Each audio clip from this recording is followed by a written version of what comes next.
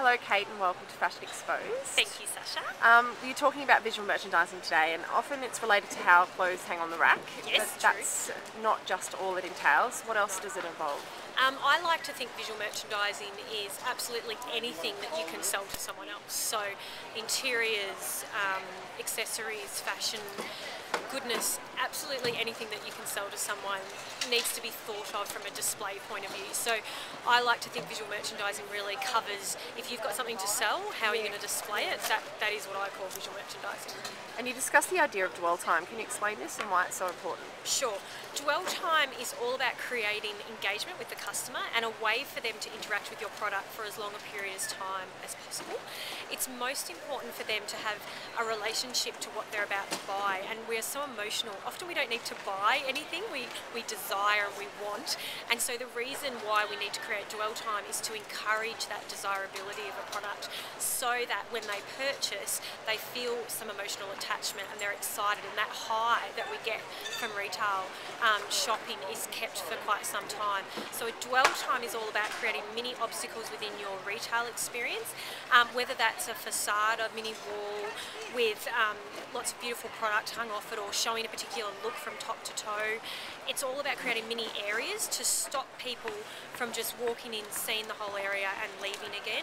It's about creating those little mini areas for them to dwell. It's sort of like an icebreaker. It is. It's like a conversation starter, but the equivalent of that within a retail environment. And you mentioned the safe centre, so that the point of sale where people sort of tend to hide behind there. How do you stop staff from sitting behind a counter and oh goodness, I wish I had the interacting? $1 million answer for that one. And retail staff are going to kill me for saying this. You've really got to make them, I mean, ideally you don't want a stool or a chair. That's very controversial. Behind the desk, you really want to give them different tasks throughout the day that they do on a rotational basis. So they go to the front of the store, they start to space the racks, they re-look at different outfits they could, maybe you give them different fake customers and you try and make them solve the problems throughout the day, and by the end of the day they have to show the manager what would be the outfit for these types of problems, so that they're always circulating around the store. It's really important that they're not just stuck behind the counter. As customers and shoppers, we automatically retract from the counter because we know that's where they hover. So if you can get them moving around, it feels a lot less intimidating for the customer. And if you're just looking around and someone's next to you, they could pull that out and go, "Don't you just love that colour?" And then they put it back and they walk away.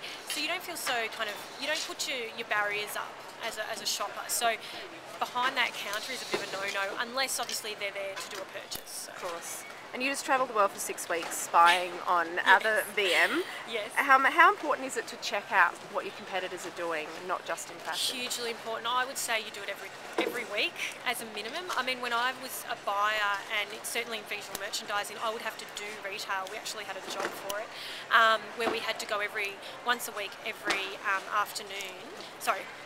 once an afternoon every week, to go and check out a shopping centre or a shopping strip. We all picked different spots, we all reported back.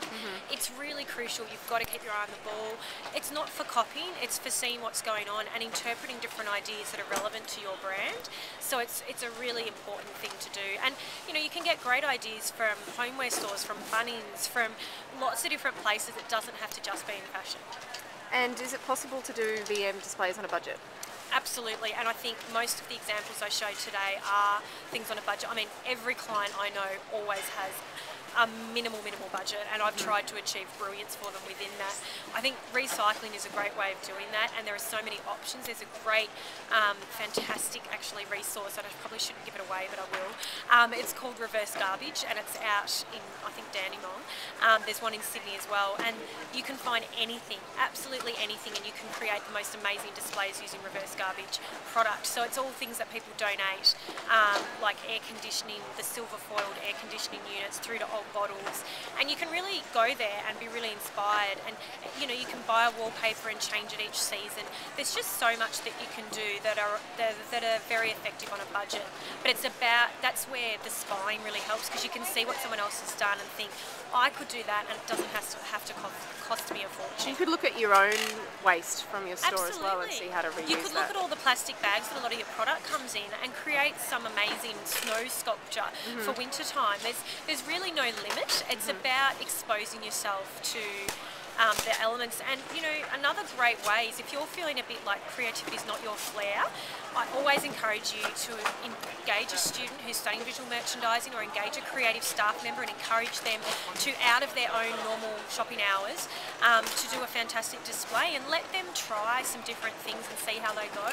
It's got to be to the standard and the professionalism that you require, but it is a really great tool, and you should encourage that creativity, and it will make your store be the one that everyone goes, oh, I wonder what's in their window next, or I wonder what they're doing in store next. So you want to be that store, you want excitement and change.